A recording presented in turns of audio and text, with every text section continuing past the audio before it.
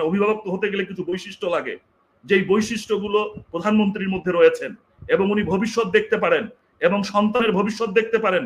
আপনাকে তো মানতেই হবে, আপনি যদি বাংলাদেশের নাগরিক হন, ভোটার উনি যেই দিন ম্যান্ডেট পেয়েছেন সেই দিন থেকে উনি সমগ্র বাংলাদেশের প্রধানমন্ত্রী। যে হযরত মুহাম্মদ সাল্লাল্লাহু আলাইহি ওয়াসাল্লাম যখন ইসলাম এই প্রতিষ্ঠা করেন, এবং এটি আমাদের জন্য যে একটি ভূখণ্ডের ল্যান্ডমার্ক উনি দিয়ে গিয়েছেন, ইসলামিক যে রাষ্ট্রের যে খুঁটি উনি বপন করে দিয়ে গেছেন, সেটি যদি উনি না করতে পারতেন, আজকে আমাদেরকে ইসরায়েল জাতির মতো এরকম হতে হইতো, বিতাড়িত হয়ে আমাদেরকে হত্যার মুখে আমাদেরকে যেতে হইতো। সেই খুঁটিটি কি আপনি স্থাপন করতে পেরেছেন?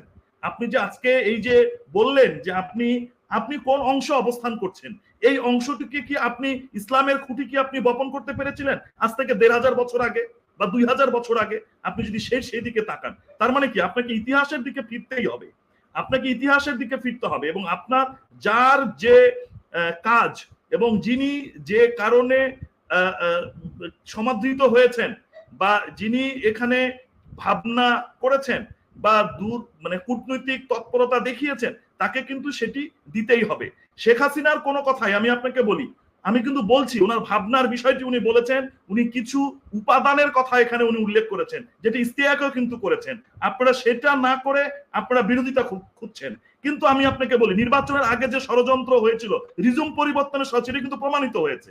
এবং আপনার মারুফ ভাই মনে থাকার কথা, আপনাদের অনেক সহকর্মী যারা আপনাদেরকে এই অনলাইন মিডিয়াতে নানা ধরনের তথ্য দিয়ে গুজব তৈরি করে অমুকের সরকার প্রধানের দুর্নীতি, তার ছেলের দুর্নীতি, কোনো কিছু প্রমাণ করতে পারেন নাই। তার মানে কি, যে মিথ্যা কথা বলে কিন্তু যে ষড়যন্ত্রের কথা প্রধানমন্ত্রী বলেছিল সেটি কিন্তু প্রমাণিত হয়েছে। তার প্রমাণ গত পরশু দিনের ফখরুল সাহেবের সেই বক্তব্যে, যেদিন আজিজ সাহেবের নামে যে এমবার্গোটি এসেছে, সেই এমবার্গোর দিন ফখরুল সাহেবের মুখের দিকে তাকানো যায় নাই, এবং উনি ওনার কর্মীদেরকে বলছেন যে অন্যের দিকে আর আমরা তাকাতে চাই না, আমরা নিজের পায়ে দিই। তার মানে কি, যে ষড়যন্ত্রের মধ্যে তারা ঢুকেছিলেন, প্রধানমন্ত্রী যে ষড়যন্ত্রের কথা বলেছিল যে তারা একটি প্রভুর কাছে তারা গিয়ে দৌড়দৌড়ি করছেন, সেটি যখন প্রমাণিত হয়েছে এবং সেটি শেখ হাসিনার কূটনৈতিক তৎপরতার কাছে যখন পরাজিত হয়েছে, তখন তাদের মুখ কিন্তু ম্লান হয়ে গিয়েছে। তারা এখন বলে যে ডোনাল্ড লু কি বলল বা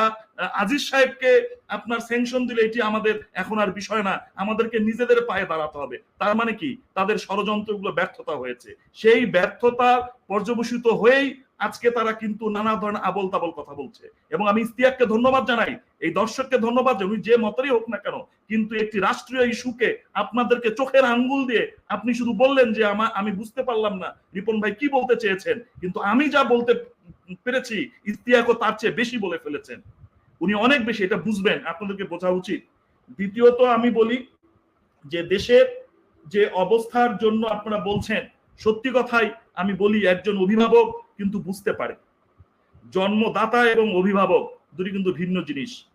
আপনি ইচ্ছে করলেই যদি আপনার রিপ্রোডাক্টিভ সিস্টেম যদি আপনার ভালো থাকে, তাহলে আপনি জন্মদাতা হতে পারবেন, কিন্তু আপনি অভিভাবক হতে পারবেন না। অভিভাবক হতে গেলে কিছু বৈশিষ্ট্য লাগে, যেই বৈশিষ্ট্যগুলো প্রধানমন্ত্রীর মধ্যে রয়েছেন, এবং উনি ভবিষ্যৎ দেখতে পারেন এবং সন্তানের ভবিষ্যৎ দেখতে পারেন।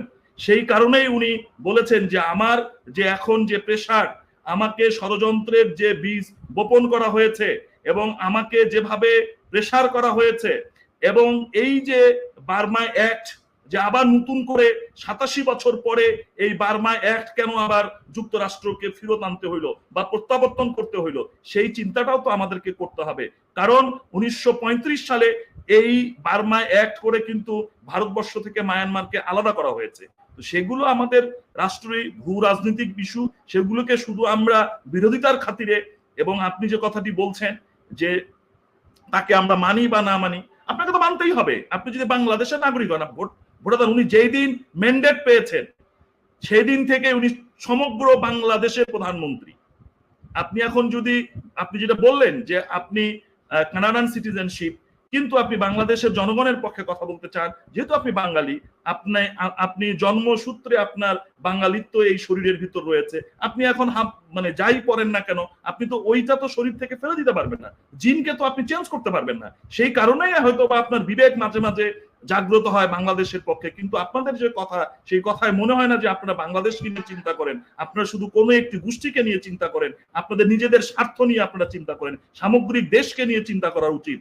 এবং আমি আজকেও আপনাদেরকে বলি, এর মাধ্যমে আমি বলতে চাই যে যারা আমাকে প্রশ্ন করেছেন ভোটাধিকার ক্ষেত্রে, আমি আমার যদি দেখেন আজকে এনামুল, আমি বলি আপনাদের সঙ্গে অনলাইনে আমার এটি বর্ষপূর্তি হচ্ছে, মানে 1 বছর হয়ে গেল আমি এখানে কথা বলছি। আপনি দেখেন রিউন করে, আমি শুরুর দিন থেকেই বলেছি যে বাংলাদেশের গণতন্ত্রের যে দুর্বলতার দিকগুলো তৈরি হচ্ছে, সেই দুর্বলতার দিকগুলোকে যদি আপনি শক্ত করতে হয়, বাংলাদেশের রাজনীতিকে যদি সৌজন্যতা ফিরিয়ে আনতে হয়, বাংলাদেশের রাজনীতিকে যদি সৌহার্দ্যতা ফিরিয়ে আনতে হয়, তাহলে আপনাকে 2004 সালের 21শে আগস্ট আপনার জন্য আপনাদেরকে মাপ চাইতে হবে, আপনাদেরকে ক্ষমা চাইতে হবে। আপনারা যে পরিমাণ হত্যা করেছেন, এই হত্যার জন্য আপনাদেরকে জাতির কাছে গিয়ে ক্ষমা চাইতে হবে। আমরা ভুল করেছিলাম, আমরা যেভাবে ক্ষমতা দখল করেছিলাম, এর জন্য আমার পূর্বপুরুষের অপরাধের জন্য আমি অপরাধী। আমি আমি আমি যেভাবে গণতন্ত্রের মধ্যে আমি ঢুকতে চেয়েছিলাম, আমি পারি নাই। আমি রাজাকারদের, যারা এই দেশকে আমাদেরকে চায় নাই, তাদের কাছে আমি পতাকা তুলে দিয়েছিলাম। সেই জায়গাটিতে আপনাদেরকে আসতে হইতো, কিন্তু আপনারা সে জায়গায় আসেন নাই। না এসে কি করেছেন? আপনারা গ্রুপিং করে ফেলেছেন। এবং সত্যি কথা, এখন যে দুই দলে বিভক্ত হয়েছে মারুফ ভাই, আজকে আমি স্পষ্টত বলি, এপিটাপ তো বোঝেন, হুইজ দ্য এপিটাপ? আফগানিস্তানে যখন এই আফগানের যুদ্ধ হয়েছিল, এবং রাশিয়া থেকে আফগানের ইতিহাস কিন্তু অনেক পুরাতন, সেখানে কিন্তু এই যোদ্ধাদের মৃতদের এপিটাপ লিখে যাওয়া হতো। সেই এপিটাপ এখন কিন্তু লেখা হচ্ছে।